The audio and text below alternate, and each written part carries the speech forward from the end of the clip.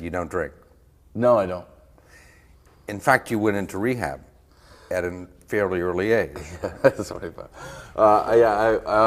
Yeah, I did. I went. I got sober. I was 22 years old. Yeah. So this was drugs or alcohol or both? Yeah, it's all that stuff. Yeah. Is anything I can get my hands on? Yeah. I liked it all. Yeah. And why did you decide to stop? You get panicked. It was, I was 22 and I got panicked for my life. It really was. It was just that. I don't want to sound too dramatic and I don't want to make more out of it than it was, but I definitely was, whatever I was doing made me worry if I was going to be able to do the things I wanted to do with my life. And I was putting myself in situations and predicaments that were dangerous. Even now I think about it, I was so young, I was 22 at the time, but I do remember thinking, there's things I want to do. There's things I want to do, and I'm not going to do them if I keep doing this. It's not going to happen. You are listening to the Monster Moon Radio Network.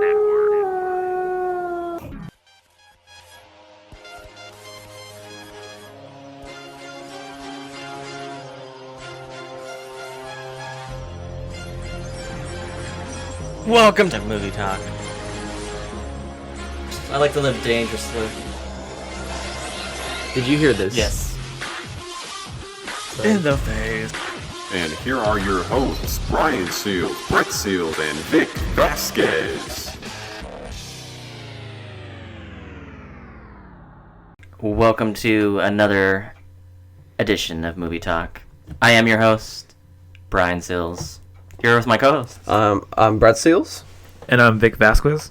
The sound clip that you heard before our intro was actually Phillip Seymour Hoffman on 60 Minutes in 2006, talking about his drug abuse. And the reason why we played that, because it's still shocking to hear, he passed away this past weekend. Yeah. Sunday morning. Yes. It was, I was the first one to hear it. I told you, because I was at work. Yeah. Because it was Super Bowl Sunday. I had to work, so I wasn't happy about missing the Super Bowl. And then, out of nowhere, I just saw that on Facebook, and I was like, okay, this... I first thought it was a hoax, because, you see how all those times where they have, the celebrity, dies. Yeah, sure. So I had to check this out. I Googled it. It was everywhere. I was devastated. Yeah, and then you texted me, and I had just woken up, so, I was still processing everything, and then you sent it to me, and I thought it was a joke at first. And yes, you... we've seen hoaxes about Vin Diesel, Paul Walker.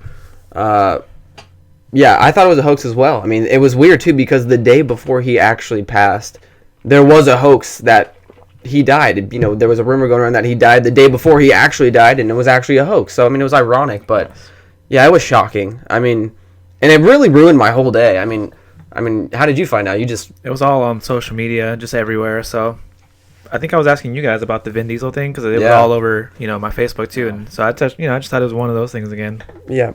So, in honor of Phillip Seymour Hoffman, we kind of changed things up for this week's edition of Movie Talk. Usually we would start on this day in history, but this was like a big deal to us, so we figured we'd kind of talk about it a little bit. Yeah. I didn't even know he had a drug abuse, to be honest. Didn't even know. Yeah, I didn't know he was abusing a substance like that. Apparently he'd been, if you listen to the sound clip, he had been sober for 20 plus years. Yeah. It's something that he dealt with through his 20s, and he was clean for the longest time, but you want to know, you wonder what happened to make him start using again. And I didn't even know.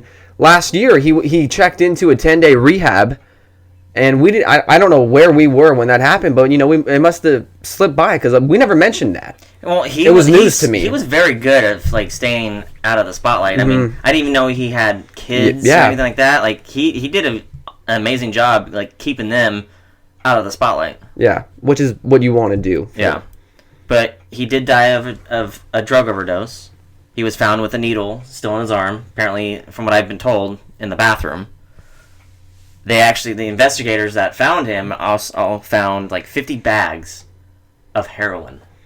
Yeah, it's It's shameful. It's a waste of a great career. I mean, he's a 3-time Academy Award nominee, and he's an Academy Award winner. He was one of the best in the business at the point before he died. He was one of the best. It's devastating because a lot of our like great celebrities that have passed over the years have died from drugs. Yeah, I mean, that seems to be the Hollywood lifestyle. Let's have fun, let's do drugs. I mean that seems like it's part of the Hollywood lifestyle, and it's just that's not okay. It's not okay. I feel like it's part of the reasons why is because like you don't really get to have a normal life. Yeah, you're always like you can't really go out in public because you're gonna be like bombarded with like your fans asking for autographs or pictures or whatever. It's like, I mean, who knows what else? I mean, he could have had other problems, but I mean that's celebrity life, man. And I mean, it's so I feel like it's easy to get when you're a celebrity. I feel like it's everywhere, and it's just. He was starting to get a brand new following too with the whole Hunger Games and the whole Hunger Games and stuff. He was trying to get he was getting a new audience basically, and now they'll never really get to see what he can do. Well, it didn't just surprise us. It actually even surprised a lot of celebrities in Hollywood. Yeah, because I've lost count, but there were so many tweets on Twitter just to honor Phillip Seymour Hoffman. I actually got like 10 I'm going to read. First one's actually from Jim Carrey, believe it or not. Dear Philip, a beautiful, beautiful soul. For the most sensitive among us, the noise can be too much. Bless your heart.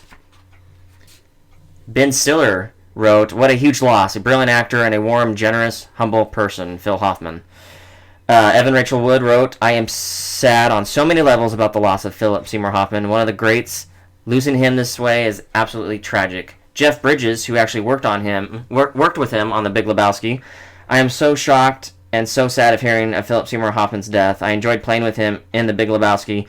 He was such a wonderful guy and so damn talented, a real treasure. My thoughts and prayers are with him and his family. Sean Astin wrote, Phillip Seymour Hoffman worked and lived with truth above all. I will desperately miss him and his talent. Aaron Paul from Breaking Bad wrote, we lost one of the greats today. Phillip Seymour Hoffman, rest in peace, my friend. You will be missed, always and forever. Russell Crowe, I have just heard about Phillip Seymour Hoffman, one of nature's gentlemen. Rest in peace, love and respect. Tom Hiddleston, Phillip Seymour Hoffman, this is so unbearably sad. Justin Timberlake, just hearing about Phillip Seymour Hoffman, devastating. What an amazingly gifted actor. And last but not least, Ellen DeGeneres wrote, Phillip Seymour Hoffman was a brilliant, talented man. The news this morning is shocking and sad. My heart goes out to his loved ones. Yeah, I mean, if there's any sort of silver lining in this, and it's hard to find one with such a devastating thing, but it's for all these celebrities out there, young celebrities who are coming up in the business, rising stars, Phillip Seymour Hoffman is made an example out of. I mean, he was only 46. Yeah, and a great career is now gone. He was still young. He had his entire career ahead of him, and just like that, in an instant, one day you're in your Manhattan apartment, and the next day you're dead in your Manhattan apartment. I mean, you can't take that for granted, and all these young rising stars need to take note to that, because if you want to be good in this business, you have to have a clear mind, and you can't be addicted to drugs. I mean, that's just the bottom line. But yeah. Definitely devastating. Well, I can't tell you how over the years have been devastated over just actors who've died too young from drugs. I mean, you can go from like John Belushi to Chris River Farley. Phoenix, Chris Farley. I mean, the list just goes on. I mean, Heath Ledger. Yeah, that's the one that you and I compared it to. It's almost as shocking, and the circumstances are pretty much similar. Yeah, it's just I'm still trying to wrap my head around it. It's sad. And still, I mean, like I showed you today, that the most devastating thing was reading that he had plans with his kids the day that he died. He was supposed to watch the Super Bowl with his son. I mean, that's just, I want to know what he was going through in his life to where, he relapsed and felt the need to go back to it. Yeah, 50 bags of heroin though. That's shameful. I mean, But I mean, obviously the main thing is you lose a great actor, and death is never fun. But I mean, it does affect business, of course, what she was in. Yes. So I mean, you start to wonder. I mean, yeah, you mentioned Vic that he's in the Hunger Games. He's putting himself out to a broader audience, broader audience. So, and of course, there's still 2 Hunger Games movies that have yet to come out. Yeah. And they were finished with part 1 of Mockingjay, but they're still in the middle of filming Mockingjay 2. So immediately after I heard this, I wondered, how is this going to affect Mockingjay 2? I mean, we just had a similar situation with Paul Walker and Fast and the Furious 7, and they had to, rewrite the script and push back the release date. So you start to worry from a Hunger Games fan. But apparently he only had 7 days left of shooting on Mockingjay Part 2, but still, those are 7 days that you need to figure out, what are you going to do? Are they going to go the route that Fast and Furious 7 did and bring in a body double and CGI his face on? I mean, I don't know. I mean, I also read that there was a scene that he's supposed to be in that he's being replaced with another character. So, I mean, they're going to have to, do some tricks to make it seem that, it obviously didn't happen from this what standpoint. I've read and from what I've heard, he was 7 days away from being complete in the Hunger Games. From what I've heard, they're gonna actually cut, because he was supposed to be in it longer, obviously, with the 7 days left that he had to shooting.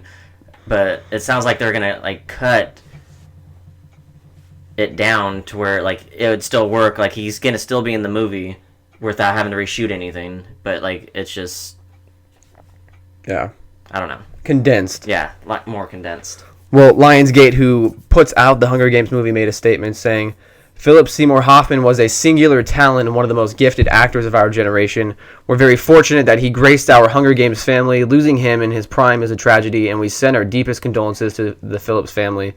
The cast and crew made a statement. The following statement comes from Francis Lawrence, the director, Suzanne Collins, the author of the Hunger Games, Nina Jacobson, John Killick, and Jennifer Lawrence.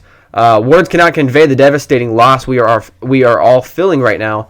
Philip was a wonderful person and an exceptional talent, and our hearts are breaking. Our deepest thoughts and condolences go out to his family. So, I mean, it's affected so much. It's affected so many people, and like you said, I mean, I don't know when it will actually really seem as a reality to me because I'm still in shock, obviously, but it's just it's tragic whenever something like this happens. Like I said, the last time it's really happened to this level was Heath Ledger. So, I mean, I don't know. It's hard to talk about kind of because, I mean, there's just so much to say and it's just a touchy topic. Well, death is never an easy subject to talk about. I mean, at least people are learning, hopefully they learn the lesson like we were saying. So it just shows you how quickly, it's just, I mean, it's a series of choices that you make. And, I mean, I don't want people to remember him as the drug addict. I want people to remember him as the great actor who made a bad choice. I mean, because we all make bad choices, no one's whether perfect. we like it or not. Yeah, no one's perfect. Everyone makes bad choices. I've made bad choices. We've all done it. But, I mean, it's stuff like that. You make the biggest mistake, and it could cost you. Yeah. But, I mean, it also affected, even further into business. Literally 2 days before he passed, he's getting ready to direct. He was scheduled to direct a movie called Ezekiel Moss, which would have been his second directorial effort. And the film had just made 2 castings with Jake Gyllenhaal and Amy Adams. And obviously with the passing, that's not happening now. So, I mean, he was in high demand. He's an Academy Award winner. And like I said, he was one of the best actors of the time. And it's just, it's not going to be the same without Phillip Seymour Hoffman. And it's going to make the Academy Awards that much more emotional next month. I'm going to miss him. He's, honestly, I have to give him credit because I told you this off air. I never knew this term until I saw him in Along Came Polly. Yeah. Where he had the definition of sharded. Yeah. Is that where that came from? Yeah. That's the first place I ever heard it. I've never heard that expression or that term before until I heard him say it in that movie. Yeah, he's played so many iconic roles and he's worked with so many great actors and actresses. I mean, he's worked with Meryl Streep and, You know, he Joaquin Phoenix. Yeah. Tom Cruise. Tom Cruise, Donald Sutherland, just so many great talents, and he was one himself. So I mean, you know, all the roles that he's definitely left behind a legacy, but he could have left behind a lot more, a greater one. And it's like I said, it's just it's a shame to see it happen and see a life wasted and a career wasted on something like heroin. So I mean, it's just you can't do it justice, really. No. Alcohol and drug abuse is bad. Yes, absolutely. You don't want to do it. Well, I mean, what are some of you guys' favorite Phillip Seymour Hoffman films? Because a lot of people have been talking about that after, of course, the death. And, like, if there were to be a Phillip Seymour Hoffman marathon on TV, what would play? So, I mean, what are your guys' favorite Phillip Seymour Hoffman movies? Oh, I have so many movies I enjoy of his. I liked the Mission Impossible 3 that he was in. He was probably by far the best villain out of that series. Mm-hmm. I love him in Almost Famous. Yeah, Almost Famous. That's one of my favorite movies. Love that movie. I also love him in Boogie Nights. Yeah. That's an awesome movie. He was really good in The Master with Joaquin Phoenix. Yes. He was nominated for Academy Award. Capote is by far is one of the greatest acting performances I've ever seen. He won an Academy Award for that. One that I would throw out there would be Red Dragon. Yeah, I like them in Red Dragon. I had forgot that Red Dragon is good. The Big Lebowski. Yes. He's worked with just like I said, he's just worked with so many people. Like he's just been, like I said, he's been in high demand and just. I'd have to say, Talent Mr. Ripley would be another one that I enjoyed him in. Yeah, he's been everywhere, and.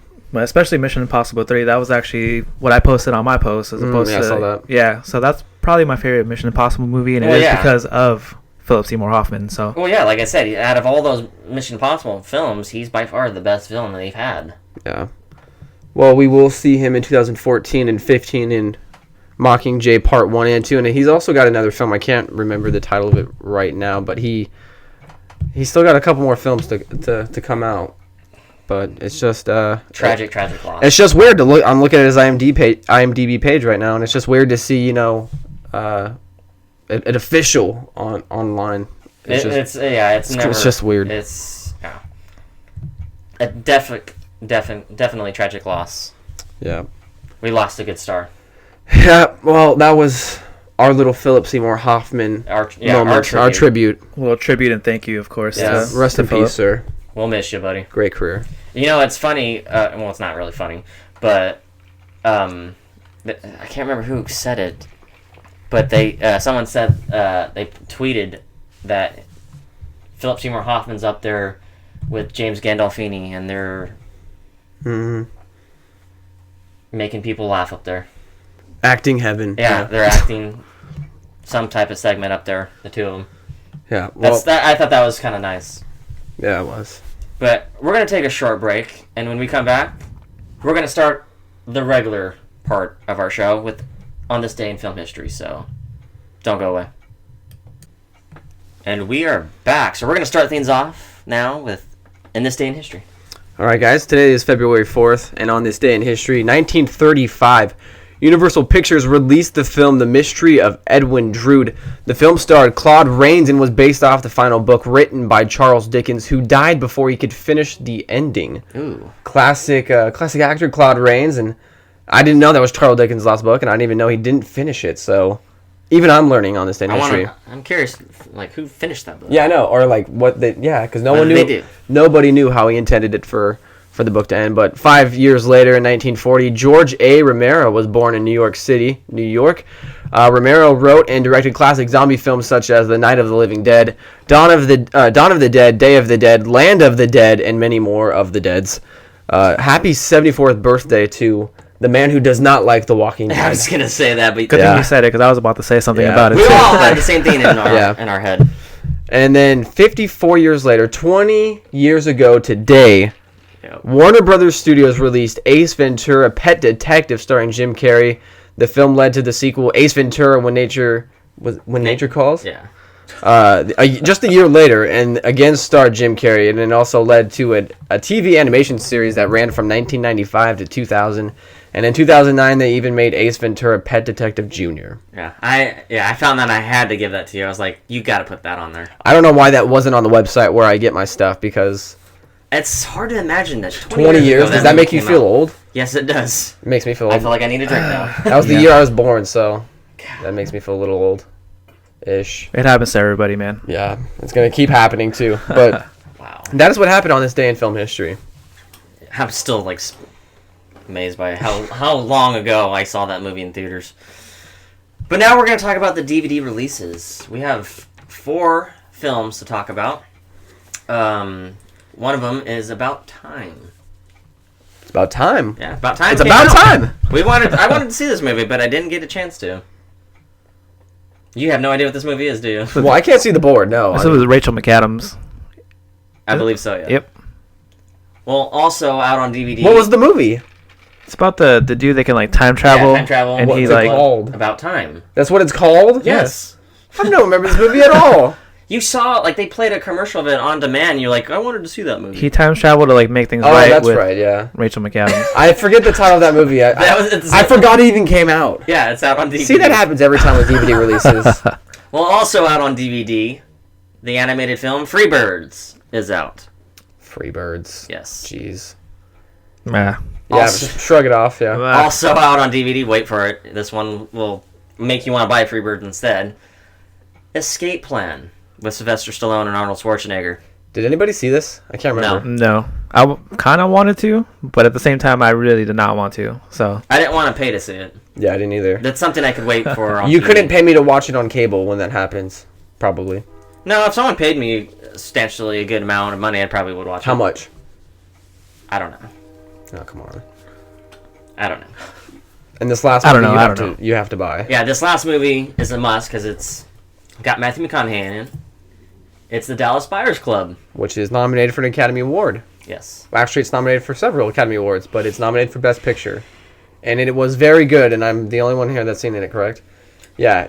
I would definitely recommend it. It is definitely worth whatever the amount they're charging for Blu-ray DVDs nowadays. Yes. But that is our DVD releases for this week. They are in a store near you, so definitely go out and buy them. Freaking Frozen. I swear. Freaking Frozen. I want to know when this theater's going to leave. When this movie will leave the theaters. You want to know when this theater's going to leave? I hope never. I want to know when the movie's going to leave theaters is what I meant to now say. He's that upset he wants I the am that theater to upset. leave. I want it to Shut leave down the because theater? Shut down the theater because of Frozen. now it's like the Frozen sing along now too. Have you Yeah. seen I this? saw that, yeah. Is I that saw that. part 2 or something, or is it just adding on to the total of the original one, or I how's don't this? know. To be honest, How's this working? this How's this movie witchcraft? I am like- is crazy. This is It's witchcraft. messing with me because I have not been able to get the box office right because of this movie. I It know. always messes with me. It went from like 1 to 2, then It- to like to 4, It and then keeps to like to jumping up 2, and down. You know, and then to 1, 3, yeah. and then it's gonna be at 1 next week probably. It's everywhere. It's driving me nuts. Yeah. I don't even want to mention the box office, but go ahead. Well, at number 10 in the box office was The Wolf of Wall Street, which made 3.4. At number 9 was I, Frankenstein, which made 3.7. At number 8 was American Hustle, which made 4.1. At number 7 was Labor Day, which made 5.1. At number 6 was Jack Ryan Shadow Recruit, which made 5.3. At number 5 was Lone Survivor, which made 7 even. At number 4 was The Nut Job, which made 7.2. At number 3 was The Awkward Moment, which made 8.7. At number 2 was Frozen, which made 8.9. And at number 1 was, yet again, Ride Along, which made 12 even. I got that right. It's the first one. Do I get some points for that? No. Ow. Gotta get all 4. Yeah, if we don't get 4, Nobody's got one yet so far. it's because it's in the new Frozen year. that keeps screwing with us. It's just we all suck right now. It's because of Frozen. Yeah, Frozen needs to get out of there, man. But it's gonna stay in the top 10 for like ever. But you saw 2 movies. I don't think I saw none. I was going to go see a movie yesterday, but I didn't. Yeah, I didn't see anything either. So it's all you, Vic. You Oh have the man, floor. I got the floor right now. Excuse Yeah. me. Saw 2 movies, So last week I saw Labor Day. Yeah. Wrote a review for it. It's on our website, It is which on our website, which we'll talk about later, of course. Yeah. Our website. It's actually really good. All the acting was great. Kate Winslet's amazing. She was nominated for Golden Globe. Josh Brolin is pretty buff in this movie. All I could picture was like him possibly being Batman and stuff. Yeah. and he would have been That's amazing. what I was about to say. Yeah, but everything's well done. Some cameos too. Tobey Maguire's in it. I had no idea. Yeah, I told Brian about that earlier. Nice. But it's a I guess it's a chick flick. I guess I don't know. Yeah, really? I don't think so. There's a lot of not a lot of violence, but Josh Brolin's in it. Yeah, yeah. Josh Brolin's in it, so you know there's violence. some Nice. sort of way there's He's- violence because of yeah. Josh Brolin, because he's a huge dude. Yeah, the way he's built for violence. And today, man, I took one for the team. You took off, yeah, thank you for that. I saw I, Frankenstein, And you actually liked it. which I actually liked. Yeah, surprisingly. I went in there going like, man, why did I just spend on this money on this movie? It's going to be terrible. That's what I would have thought. Aaron Eckhart is going to just blow it. Just He's just gonna blow it. Yeah, he's just gonna He's just blow gonna- it. He's Yeah. gonna blow it.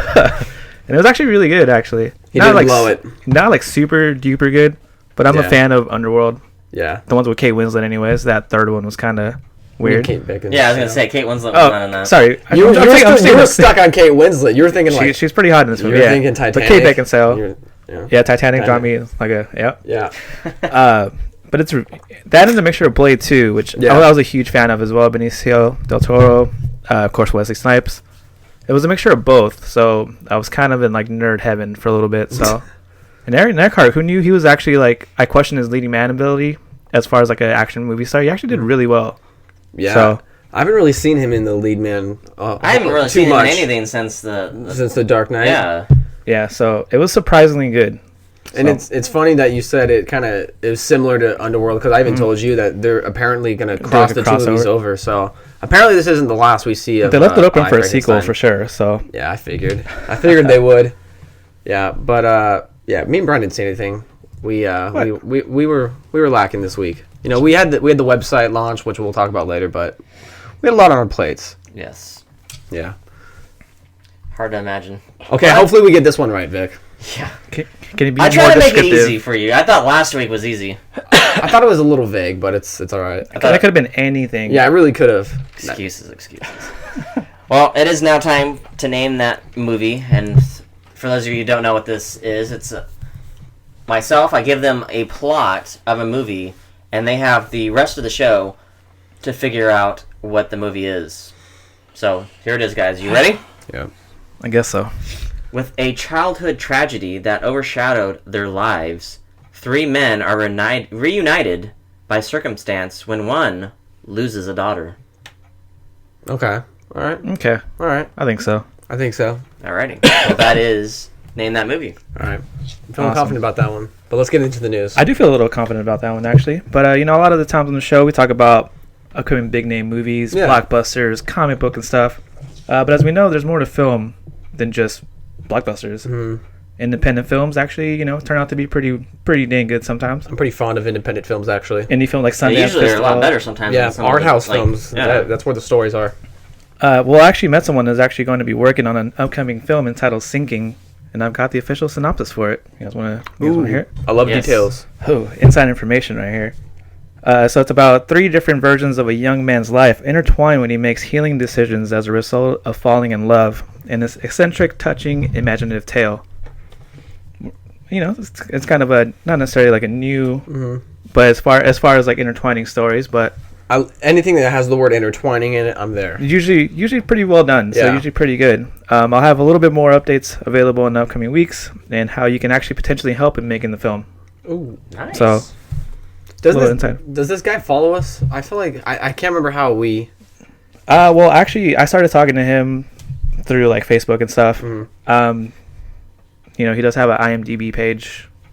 Wasn't he in the Social Network? Did we talk about? He was in the social yeah, I network. remember you telling me about that part.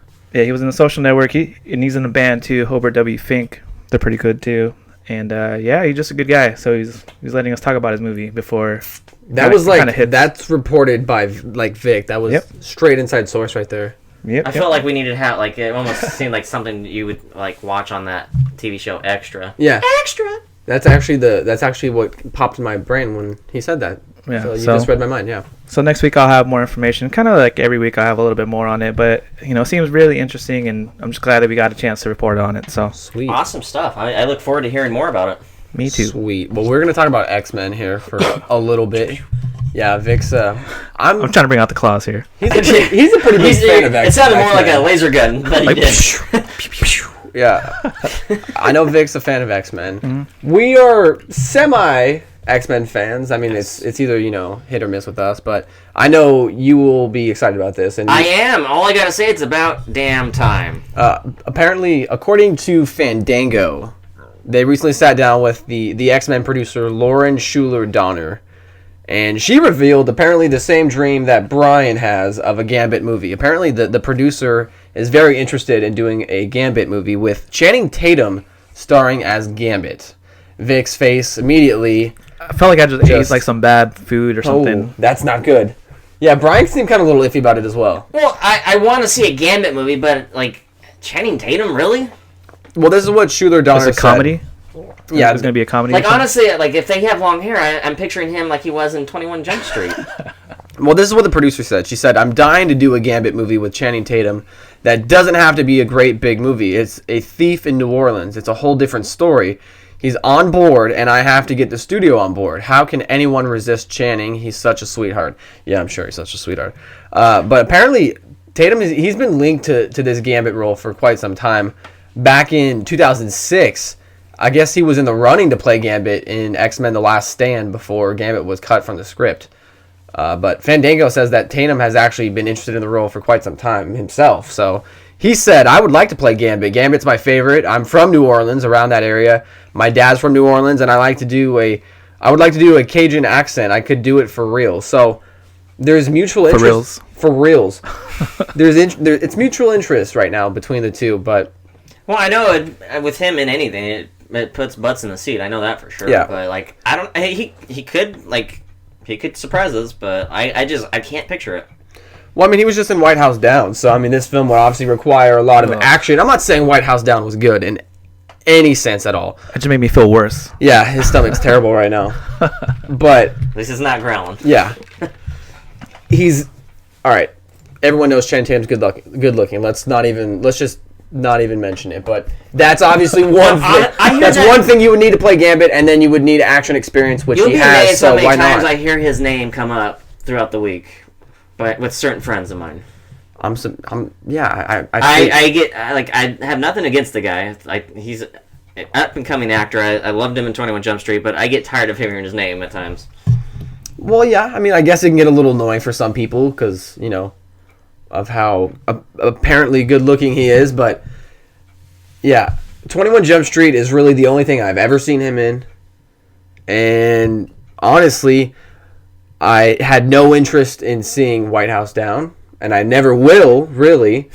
But I'm sick of White House you're not really missing much. So. Well, after I saw the trailer of that movie, but this I lost my interest in that. This I would be interested in. I think he would do all right. Regardless of who's playing Gambit, I'm going to be there because Gambit was my favorite. Besides Wolverine, was my favorite X-Men character. Your favorite Wolverine character? Yeah, my favorite X-Men character. Like, I remember playing the video games, like the comic book versions, where how he was in that brown trench coat, and throwing cards. Yeah, I thought that was amazing. Capcom too. That was sweet. Yeah, I thought that was awesome. Those were the days. All I gotta say is, it's about time. It's about damn time. Seriously, it's about time. Yeah, but if you had the first choice to pick somebody, who would you pick? Oh God. Honestly, what about you, Vic? Come on, he's thinking. Yeah, let me think. I would probably give the guy that played Gambit in the. Oh, the guy from Friday Night Lights. Is that where he was from? Wait, yeah, from the X-Men Origins Wolverine. He did all right, and I'm not gonna He wasn't great, but he wasn't bad. But I would give him a little bit more time to meet. Just kind of give him a chance because he already played him. So I'm trying to think of young actors out there that would have the look down. Don't think too hard on it. We got to move on. I probably can't come up with a name right now. We're kind of going to shift away from X-Men and talk about video game movies. We've talked about the Hitman reboot. Rupert Friend playing the Hitman. Well, they actually added another cast addition to the project, which I'm actually kind of happy to hear about because damn good actor. Zachary Quinto is joining the Hitman reboot. As who, though? I got excited when you told me this, and then you were like, he's not playing. No, he's not playing. I wish he was, because honestly, I can envision him being a bald Hitman. Yeah, I could too. I could see him playing it. I think he would be perfect for it, but no, he's not playing Hitman. I could see him playing maybe a villain. Yeah, see, when you told me about this story, I thought he was playing Hitman, and that says a lot because we had already reported that somebody else was playing Agent 47, and I totally forgot. So, yeah, I don't know who the hell Rupert Friend is, but I would rather see Zachary Quinto. Yeah, me personally, I'd rather see Zachary Quinto play Hitman. For some reason, I feel like he would have the look down, would do an awesome job. But I wouldn't say he's an A-list actor. I'm not saying he's an A-list actor, but he's been up in there. big things. He's up there. Like Star Trek, obviously. Yeah. He's up there. I don't know. He was in Heroes. Yeah. I can't remember. Star Trek was his big thing. Right. But yeah. I don't know. I kind of like. I like the way this reboot is coming along. If I could just find out who the hell Rupert Friend is, I'll feel a little more confident about IMDb it. it. Sounds familiar, but at the same time, honestly, not really. He hasn't really been in anything. Well, honestly, I feel like he's like. I can't think of any movies off the top of my head that he's been in, but I feel like he's going to do a lot better than Timothy Olyphant. Anybody could do better than Timothy Olyphant. I don't know. And I actually like Timothy Olyphant. Well, I do too, but like I was so excited when that movie came out, and I left the theater disappointed because I thought it was horrible. Did you walk out on the movie? No, I stayed. I paid for it. I didn't like. It wasn't one of those movies where like, okay, this was horrible. I want my money back and walk out. I've only walked out on like 3 films in my entire life. The Purge should have been another one that I wanted to walk out, but I had friends with me that. Yeah. I was the chauffeur that night, so I couldn't leave. Otherwise, I would have. Well, I'm sorry. Yeah, I'm sorry you couldn't leave. You should have called me. I would have been over there. I was probably at work. I was probably at work though. But so here's something that I'm not necessarily too stoked about, but hey, I heard about this. I'm like, but hey, it's news. I don't know even what to like think about this. Yeah, because the second one. Let's not even talk about Taken 2. Let's talk about Taken 3, because work is being continued on it. Still starring, Liam Neeson, and actually Maggie Grace is gonna be back too, who plays his daughter. But we're actually getting promised like a different take on the story. So it's not gonna be somebody's getting taken. Apparently, maybe. I don't know. But it's from the director from the second one is actually the one that's directing this one. So the second one was really bad. I didn't see it. I haven't seen any of them. The first one is amazing. I watched the first one. First one is great. I can watch the first one all day, every day. But the second one, they should have just stopped. They should just not even do this. But along with the director coming back, they actually want Forrest Whitaker to have a part in the movie too. I heard that. I was like, I kind of got confused at first because I was like, wait a minute. Because like the article almost seemed like he was gonna be like the lead in it. Forrest Whitaker? Yeah. So I don't know if that was true or not. Like it kind of confused me. I was like, wait a minute, what happened to Liam Neeson? Yeah. So they're working on it. More details will come with that. But it's like I wasn't too excited about Taken 2. No, I wasn't either. And with Nonstop coming out, that was kind of Liam Neeson's thank you or like I'm sorry kind of thing for watching Taken 2. Yeah. And now he's doing Taken 3. So. It cancels out that. It cancels out Nonstop. Yeah. Well, I don't know. It could be really good though. I don't know. I doubt it. I mean, because Nonstop looks good though. Yeah, Nonstop looks good. I can't wait to see that one. That one looks awesome. But Taken 3, God, it's just Forrest Whitaker maybe might save it. Yeah, Forrest Whitaker, if anything, would save it. Maybe. I feel like there's a point because he was in that musical. So I feel like there's a point where they just need to stop making sequels. Exactly. When there's a certain number that follows your title, it's time to stop. And for this movie, for Taken 3, it's just like, okay, that doesn't sound right. Let's stop. A good example of like you should stop at a certain point. I think the best example, like Saw. Well, that's the one we always bring up. Well, yeah, Saw. I mean, that's a good example. But sometimes I say Fast and Furious. The most recent example I would like throw out there would be the Hangover trilogy. Yeah. It just like the first one was great, and then it just went downhill from there. Yeah, that's kind of the same thing here with Taken. So yeah, we're gonna be a moment of silence. Sometimes you just need to quit while you're ahead. So we got to see more Liam Neeson. I mean, he is a pretty fantastic actor. Yeah, he's a good actor, but I mean, like, I think he just got a little too happy with the success of Taken 1. Yeah, he was like, "Oh, I'll just do whatever you guys want me to do on the next one." They should have just stopped after the first one. Well, one of our favorite actors for sure, Benedict Cumberbatch. Yeah, he's been a part of rumors. Love that guy. Down. Yeah. Well, I wish he was here. I'd shake his hand. I would shake his hand as well. Maybe give him a hug. I'm sure you probably do more than shake his hand. Probably give him a hug. Like I would just shake his hand. But one of those like hugs with like the questions. arm in between, so it's like not a full hug, but it's just one of those arm hugs, if you will. But he's been, in rumors nonstop. Oh, he's going to be in Star Wars. He's going to be in this and that. Variety's actually reporting that he's actually signed on for a role, a new thriller by the name of Blood Mountain. Blood. I know. I was thinking like Smog with like a mountain. So Blood. Dude, I think that's gonna go. How do you spell that? BLAWW. But it's being directed by Sergei Bodorov, who held Mongol. I don't know if. You did your best. No, it's Mongol for sure.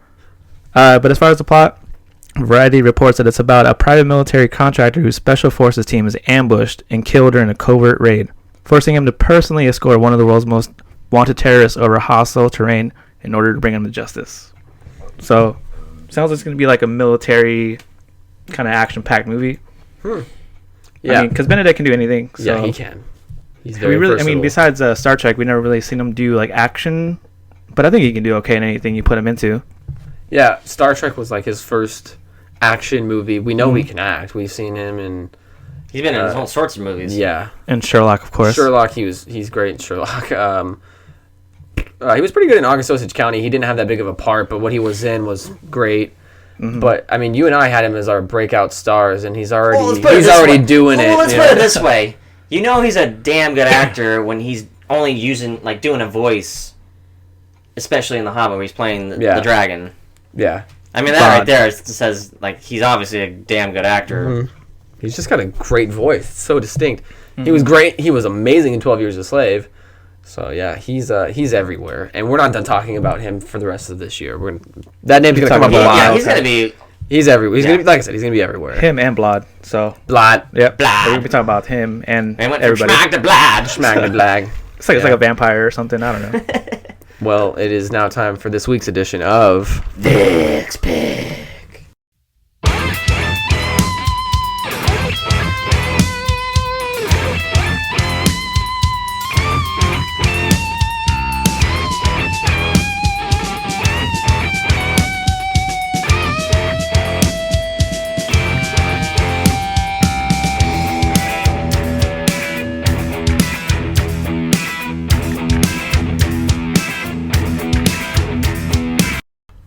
Yeah, so it is time for Vic's Pick. As always, this is a segment near and dear to my heart, of course. It's about a movie that I liked once upon a time, or, maybe even recently. And I like to share it with the world. I like to share it with you guys. Because hopefully you guys will like it too. And as always, I always post a picture of a little sneak peek on Facebook. If you get it right, you get your name shouted out on the show. This week, I don't know how he got it. Yeah, I don't know. It was the most random picture. It that I was a posted. random picture. But Clinton, my good friend there, he got it right. It is 2000's mystery thriller Memento. And it's not the Fresh Maker, but it's Mentos. I seriously, Exactly. I'm curious if they still. do they make even that, still though. make Mentos? I asked you guys if they did. I don't know. I'm I gonna don't know. next time I'm in the store, I'm gonna look. I don't think they do. I feel like they don't. I it don't is- see the commercial anymore, so maybe they don't. I think that was just a 90s thing. But it is directed by Christopher Nolan, who we all know and love. Yeah, we all love Yes, him we do. to death. The cast includes Guy Pearce, Joey Pantoliano. Joey Pants. Joey Pants. That's what his friends call him. I'm not his friend, but Yeah, I heard it somewhere. I'm calling him Joey Pants because that Joey Joey Pants. sounds hard to pronounce. Yeah, Joey Pants. Carrie Ann Moss, of course, from The Matrix. Mark Boone Jr., who's on Sons of Anarchy and actually worked with Christopher Nolan again on Batman Begins. Yes. Georgia Fox from CSI. Thomas Lennon, who's best known for Officer Dangle from Reno 911, is in this movie. He actually plays a doctor in this movie. You know everything, Vic. It's the Vic's Pick. I gotta enlighten everything. I gotta enlighten the masses. He's got Vic's Pick is like growing. Like he gets so many people that like sees it on our Facebook page. Thanks for checking it out, of course. But Memento is about a man suffering from short-term memory loss. Uses notes and tattoos to hunt for the man he thinks killed his wife. It's on Netflix. It's on Netflix. Production budget was a predicted $5 to $9 million. Couldn't get an official one. I saw a couple different ones, but it was anywhere between $5 and $9 million. Worldwide box office $37.9 million. Not bad. Not bad. 25.5 of it was domestic. 14.1, almost 14.2 was foreign. Came out. It is a 2000 film, but it was actually released in 2001. Have a little fact about that later on. Came out March 16th through the 18th weekend. Number 3 was The Mexican, which I think Brad Pitt was in. Yeah, with Julia Roberts. I don't think there was a single Mexican in it. That's why I didn't watch it. I was like, oh, where's like George Lopez at? He wasn't there. But it made $8 million in its third week. Number 2 was a really great movie, Enemy at the Gates. Oh yeah, I remember that one. I don't. Who's in that? Jude Law. Yeah. And Ed Harris, I believe. And they're like World War II like snipers. It was great. Made $13.8 million in its debut. Oh my god, number 1. Brian's favorite movie with his favorite actor, DMX, was Exit Wounds. Exit Wounds. Was that? Yeah, that was DMX, right? It was DMX, Yeah. Steven Seagal, I think. Yeah. It was 18.4 in his debut. Memento actually debuted at number 27 with $235,000. Was limited release? Somewhat, yeah. It started picking up steam as it went along, because it did end up making, $25.5 million domestically. But now it's time for some fun movie facts. It's actually on IMDb's top 250 films at number 37. Wow. Wow, yeah. That's like the one thing they got right. The film took 25 days to shoot, which is pretty crazy Yeah, if you that's think pretty about quick. if you think about all the stuff that goes on in Yeah. the movie, how it's shot. And one of my favorite ones was Memento was screened for various studio heads, including Miramax chief Harvey Weinstein, who Brett and I talked about, in March 2000. Although most of the executives loved the film and praised Nolan's talent, all passed on distributing the picture, believing it was too confusing and would not attract a large audience. Obviously, they're wrong. Yeah, that just proves that sometimes the film executives... Weinstein doesn't know Yeah. what he's doing sometimes. Yes. IMDb has it at an 8.6 out of 10. Roger Ebert has a 3 out of 4, which Yep. is pretty good. Yeah, I would agree. I give it a thumbs up, too. Yeah, I would give it a thumbs up. Memento's about 113 minutes long and is on Netflix. It might be a little confusing. You might need to watch it a couple times, but man, is it amazing. It'll Christopher Nolan you for sure. Yes. Yeah. So go that's ahead all and I can check it say about out. that. Well said. Well said. Yeah, it is on our website, which we will talk about later. Yes, we will. Oh no! Yeah. Oh, the website. Oh, website. Yeah. It looks sharp. Yeah. So But right now, go ahead and check it out. Yeah, we're gonna take a break, and when we come back, we're gonna have some weekly film fun facts, and the very last of the unscripted movie scenes. So No. don't go away. And we are back. All right, guys, we got some weekly film facts. In the movie Despicable Me, the gibberish the minions speak is an actual language called Minionese, created by the director. Kind of like the Sims talk in like the PC games. Yeah. Oh, I hated that. But unlike the Sims talk, Minionese actually has translation online. You should check it out. Just I saying. didn't even. Yeah, I'm gonna definitely have to check this out. Just saying. The original, Brian, this is for you because you work at Macy's. I told you this You earlier. told me this. I was Uh-oh. I was blown away. The original founders and owners of Macy's department stores died on the Titanic, and they were the old couple in the movie who went to sleep as the ship went down. Probably the saddest scene in the movie. I don't know if one of the saddest scenes in the movie. one of to me, it's probably the children Yeah. is another one. But yeah, this was probably the saddest scene in my opinion, and I didn't know that. But that's for you, Brian. Well, I enjoy working for them. Yeah. And finally, Shrek was modeled after a real person named Maurice Tillett, who was a French wrestler, and they look strikingly alike, Yes. which says a They lot do. about this guy. I think the only Sorry, difference guy. is this guy's not green. Yeah, of course, he's not green. There was that wedding though, but Yeah. But yeah, that's those are the weekly film facts. Crazy. I feel bad for the guy that looked like Shrek I do a too. little bit. But he looks better than George Steele, so I'll give him that. Yeah, and yeah, he was a wrestler, so Well, it is now time for the final unscripted movie scene, take 2. bow your heads, guys. no. And it's from A Clockwork Orange. Ooh, Very going out- weird film, but a very It good is film. a very weird Love film. Stanley Kubrick. Going out with the a bang. Yeah. Alex, which is played by Malcolm McDowell, and his goons break into a house and manhandle the woman who lives there. All the while, Alex does a little dance and sings Singing in the Rain. The scene was scripted. Kubrick was malicious like that, but it was the director's own suggestion that McDowell do a little dance. Yeah, Stanley Kubrick is he's the man. Yes, he is. He is he's legendary, iconic.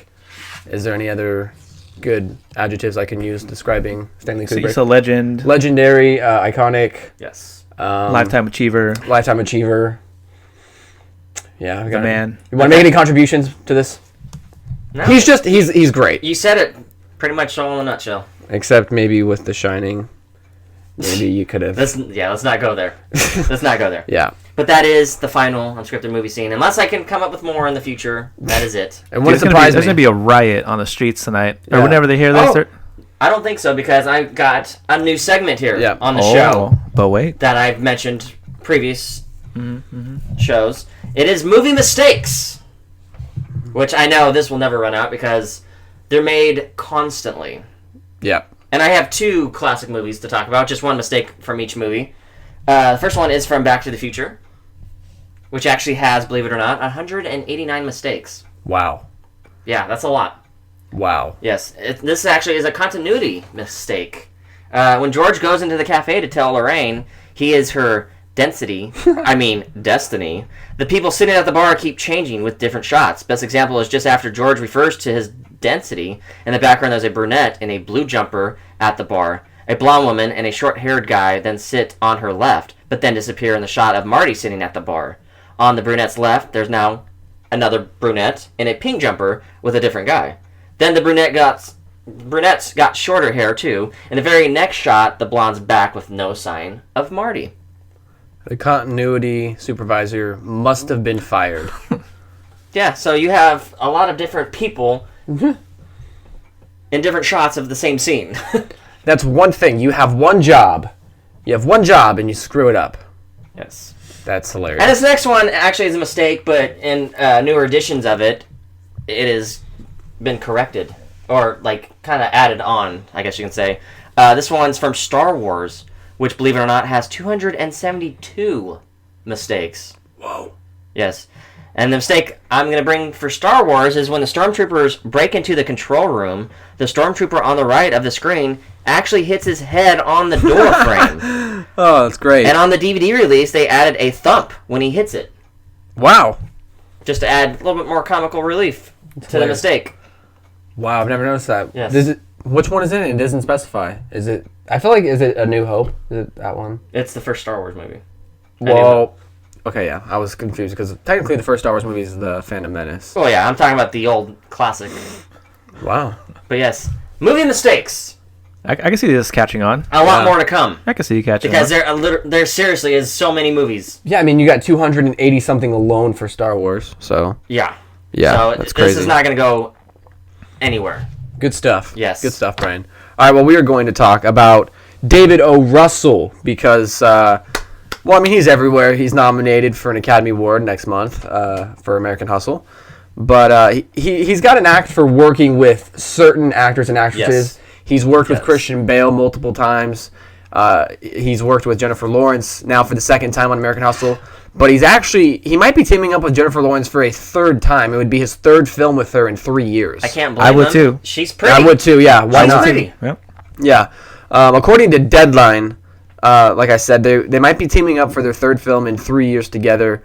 The movie is it's based on the inspiring story of Joy Mangano, the New Yorker who went from struggling single mother to an inventive home shopping network mainstay. They first collaborated on Silver Linings Playbook in 2012, which won Jennifer Lawrence an Academy Award. Which I bought today too. Yeah, which Vic bought for a bargain.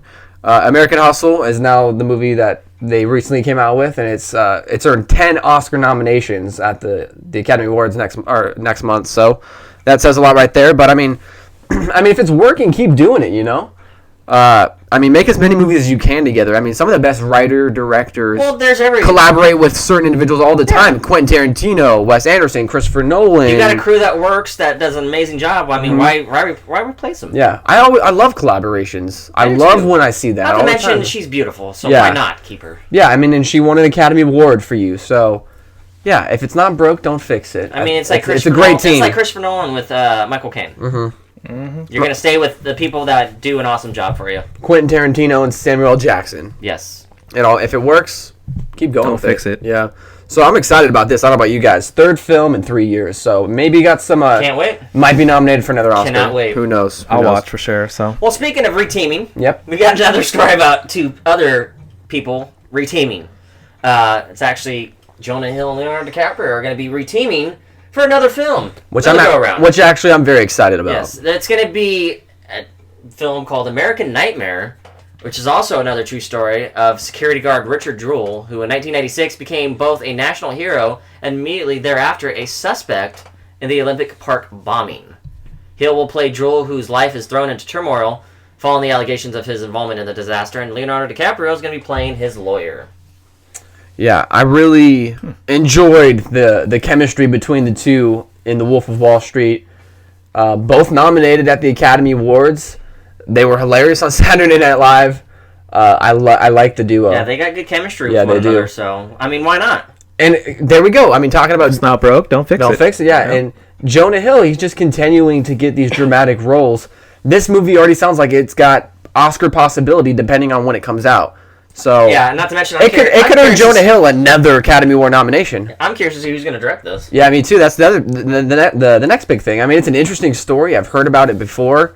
You got two Academy Award nominated actors attached. Let's get an Academy Award because usually you director have attached. a director before you get your Yeah. cast, and it's the other way around. Yeah. Hopefully, I'm sure they're going to get somebody now that's worth mentioning with the names they got attached to the film already. So I'm excited about that as well. Another great collaboration. We are going to talk about Back to the Future. You mentioned it in the movie Mistakes. Yes, I brought it in there because of this story. Yeah, well, this is actually very, very intriguing. Bob Gale, who was the screenwriter behind the Back to the Future trilogy, he announced in 2015 there will be a musical based on the beloved 1985 time travel comedy in London. Gale made a statement saying the Back to the Future musical is a project that Bob Zemeckis and I have been exploring for almost 10 years. We're thrilled to be at last in partnership with a creative and producing team that will create a show that is true to the spirit of the film without being a slavish remake. Director Jamie Lloyd is full of passion, energy, and imaginative ideas, and we are overjoyed to have the film's composer Alan Silverstreet composing the music, with lyrics by Glenn Ballard, who has also collaborated with Zemeckis before on many projects. With all of us working together, we know the integrity of the material will be preserved in a production that will be a wonderful companion to the trilogy. We intend to use magic from the movie along with brand new songs to make a version of Back to the Future that is fresh, entertaining, and takes advantage of all the amazing things that can be done on stage. We can't think of any better way to celebrate the 30th anniversary of the film. So they've got Robert Zemeckis on board. They've got Alan Silverstreet, one of the best composers in the business, on board. I'm there. I mean, I want to see it. Yeah, I'm curious. Unfortunately, we'll never be able to unless we go to London. But I'm curious to see who they're going to cast. Not to mention, what songs you can have in it. Like, the only thing I can think of would be like Doc Brown's like, "Great Scott, this is heavy." Apparently they're gonna have "That's the Power of Love." I had a feeling that was the power of love. So there's gonna be some songs from the movie that will be in the musical as well. But I like how people who were actually had something to do with the film are also in on the musical. I mean, we're seeing a lot of movies being turned into musicals or hitting the stage. You know, we'd mentioned Harry Potter is going to hit the stage. Spider-Man was another one. Spider-Man, Shrek has been done. The Lion King. I mean, it's happening everywhere. I mean, why not? And like I said, with the people involved who are involved in the film, I mean, they know it best, so should be interesting. I'm just kind of interested to see how it's going to be done. But we are going to move on to episode 7 here. Got to have episode 7 news, of course.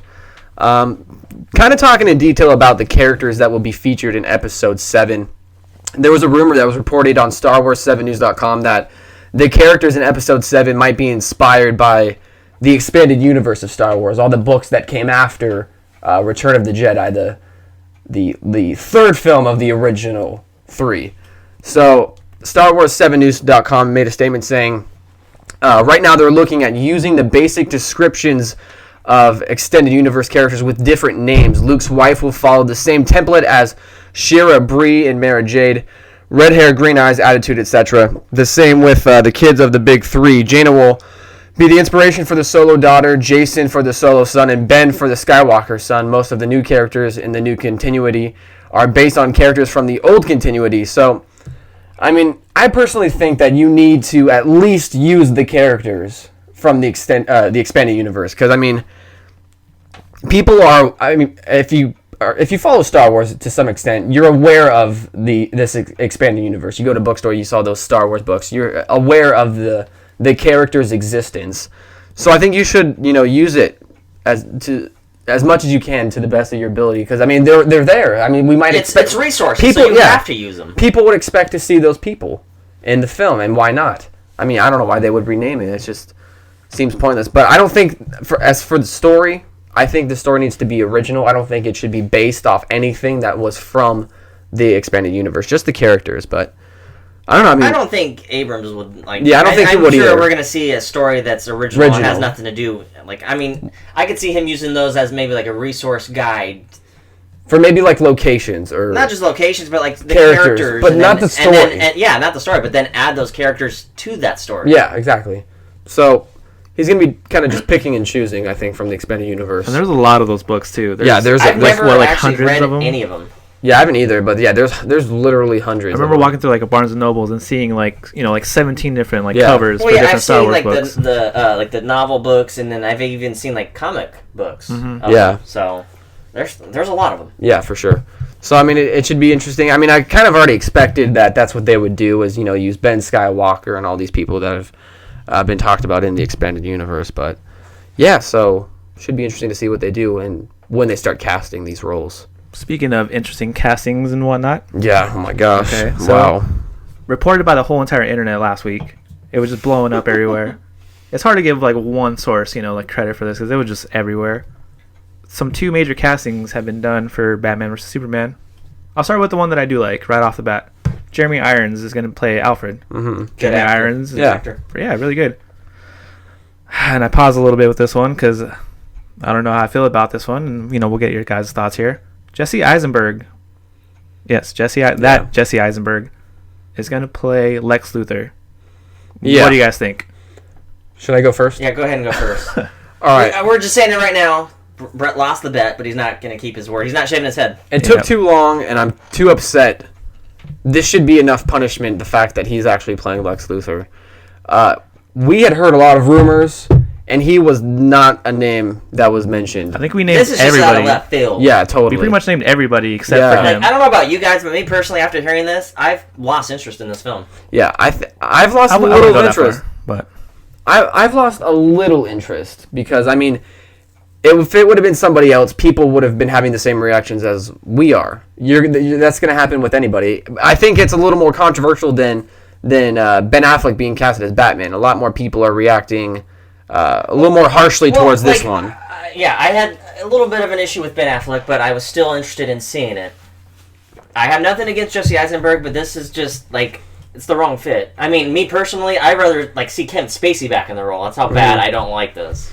Yeah, because, I mean, we talked about Bryan Cranston, Terry O'Quinn, The Rock, who else? Bradley Cooper, Joaquin Phoenix. But, I mean, okay, don't get me wrong. Jesse Eisenberg, yeah, you can argue he's an Academy Award nominee for his performance in The Social Network. However, he played himself in The Social Network. He played kind of this pretentious, I don't want to say straight up asshole, but I mean, he kind of played himself. People are comparing that role for this one. Exactly, yeah. And another role that they're saying, trying to defend him, and like I said, I have nothing wrong with Jesse Eisenberg. He's a good actor, but you cannot compare him and Lex Luthor with Heath Ledger and the Joker. That's 2 different roles. Yeah. Well, I don't know who compared those. There's two. a lot of people. I've read comments. I've heard a lot of complaints, but there's some. Never out there. compared that. That's the worst comparison. Can't. He may surprise us all, but you can't compare him to Heath Ledger and the Joker because that's 2 different roles.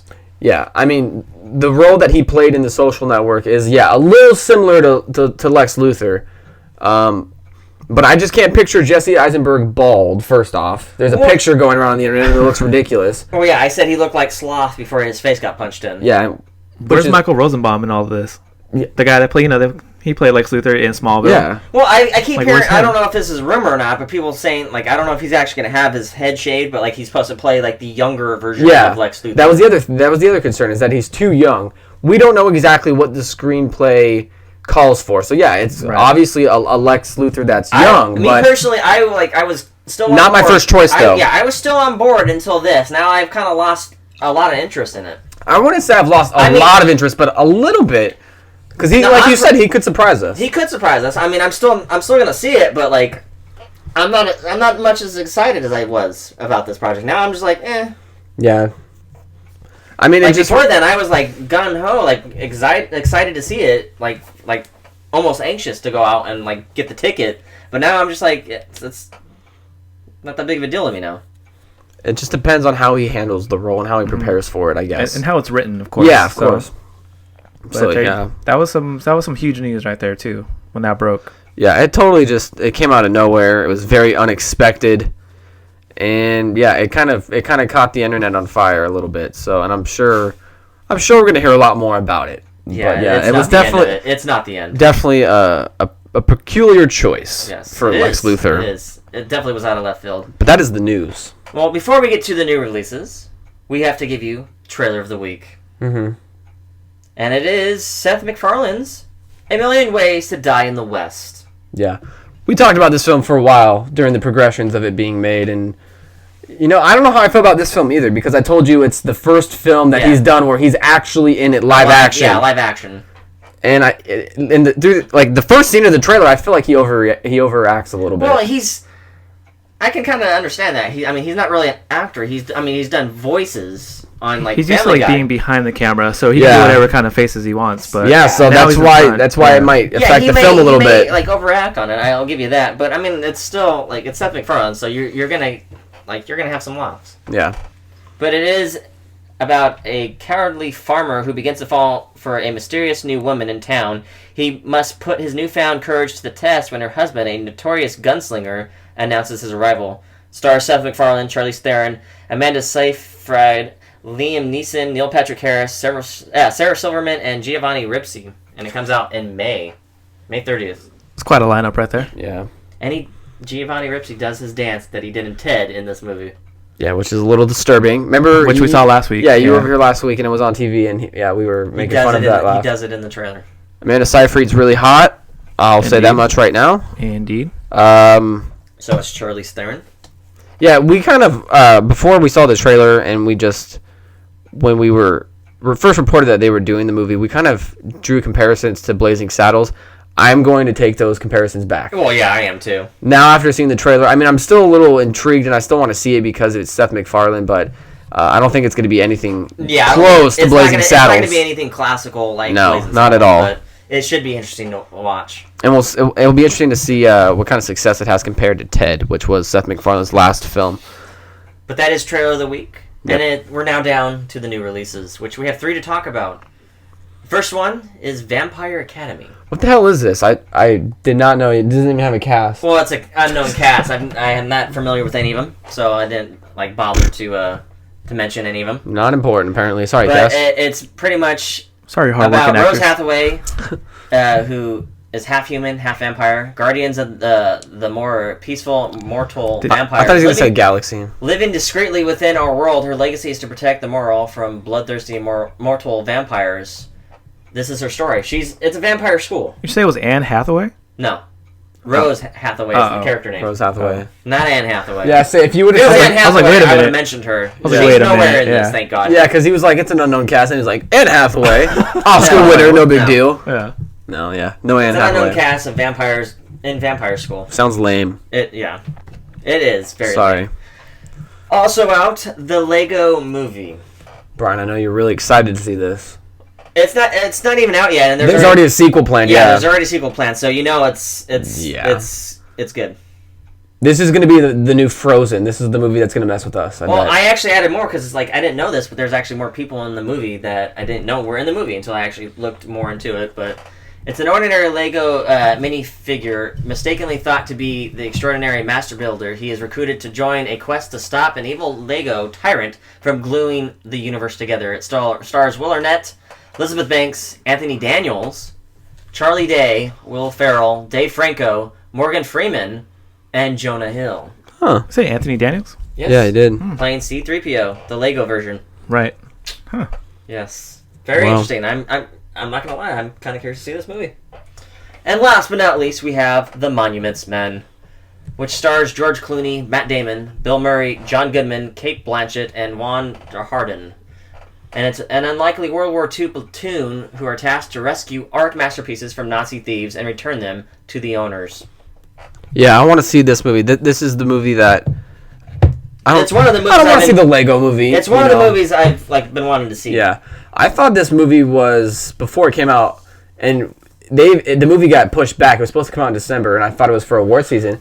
It didn't even get nominated for an Oscar, and I kind of thought it would be, but I still want to see it. It's got a good cast, and yeah, I'm there. It's happening. I still want to see, because the reason that they gave was for special effects reasons. Yeah, but I didn't buy that really. CG. But I thought it was for like award Right. strategy. But like I said, they didn't even get nominated for an Oscar, so that didn't go well.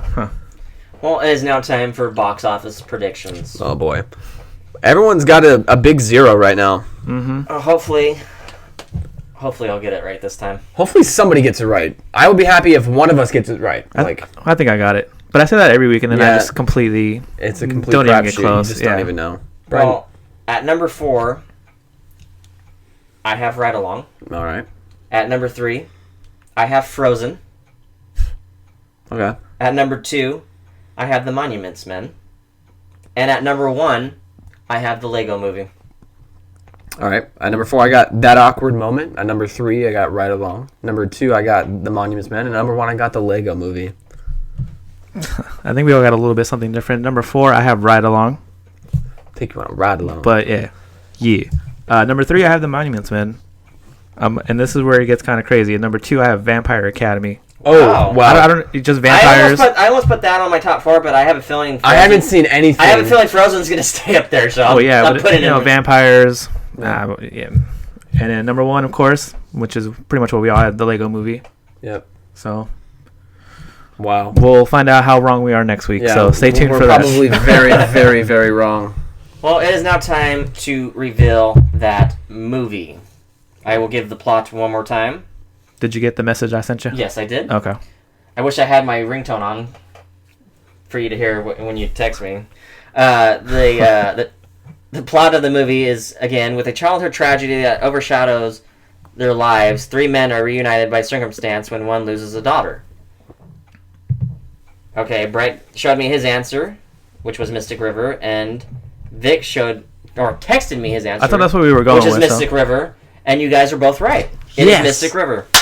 We just high-fived. Yes. Yes. Almost missed, too. So now... So they got this one right. So he's... Still... It's 4-3, yeah. 1 point ahead. Can you get one wrong, just so I can tie it up for... I got it wrong last week. Oh, so did I. Well, whose fault is that? Yours. My fault. It's your fault. That was Brian's fault for it's vagueness your of fault plot. because that was an easy one. All right, well, let's talk about the website. Go ahead. All right, well, we've been mentioning that we've been working on a website for the past month or so. Thank and you, it Brett. is officially live. I already have 35 likes on it. You can visit our website at movietalkradio.wix.com/Monster Moon Network, all one word. A lot of cool stuff on there. Yeah, you can follow us on Twitter through that website and like us on Facebook. You can find our episodes on iTunes. Download by just typing in Movie Talk Radio on iTunes. Our reviews. Yeah, tons of reviews. News. Yeah, we've pretty much got everything. The back catalog of Vic's Picks. So Vic's if you Pick, miss yeah. one, feel free to check it out. Yeah, You can check out the trailer. It's all there. Click on the title and it takes you right to IMDb, which is cool. Actually, it takes you to the trailer. Oh, nice. Classy. Nice. Yeah, but yeah, you can find everything on there. News, reviews, trailer of the week, all that stuff. Also, you can download our episodes on iTunes by typing in Movie Talk Radio and finding our red Movie Talk logo. A lot easier to find. Yeah. Check out the new releases, Vampire Academy, The Monuments Men, and the Lego Movie. Check out the DVDs that are now out in a store near you, About Time, Freebirds, Escape Plan, and Dallas Buyers Club. Check out Vic's Pick, which is Memento. Memento on Netflix. Yes. And again, condolences to a great fallen actor, Phillip Seymour Hoffman. Yes. May he rest in peace. Yeah. But that is a wrap. All right, we will see you next week. Be your own critic. Yes. Thanks for listening. Thanks for listening. Check out the website. And we'll see you next week. You gotta go pee-pee? God damn it. You gotta go pee-pee! You gotta go pee-pee! You gotta go pee-pee. You gotta go pee-pee! Pee-pee. I gotta go pee-pee! Pee-pee. Pee-pee! I didn't say anything. Gotta go pee-pee. Pee-pee. Pee-pee. God, Thank you for listening to the Monster Moon Radio Network.